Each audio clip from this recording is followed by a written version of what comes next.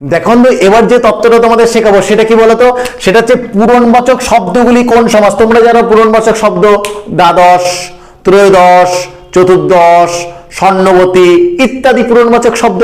এই সংস্কৃত পূরণবাচক শব্দগুলি সাধারণত কোন সমাস হয়? দেখো বন্ধু, এটা সাধারণত বলেছি মধ্য পদলিপি কর্মধারায় সমাস হয়। কি বললাম? মধ্য পদলিপি কিন্তু কর্মধারায় সমাস হয়। যেমন দ্বাদশ, দ্বি অধিক দশ, দ্বাদশ। ঠিক আছে, তাহলে কি হলো? মধ্য পদলিপি কর্মধারায়।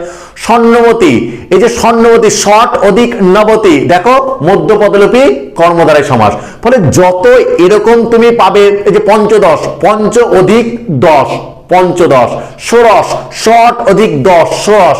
ফলে সংস্কৃত পূরণবাচক শব্দগুলি প্রত্যেকটা বন্ধু আমি ভাবনা চিন্তা করে দেখেছি এটা কিন্তু মধ্য পদলিপি কর্মধারায় সমাসের দিকেই যায়। তাই তোমাদের মনে রাখার জন্য সূত্র করে দিলাম পূরণবাচক শব্দগুলি কোন সমাস, উত্তর হবে কিন্তু মধ্য পদলিপি কর্মধারায় সমাস।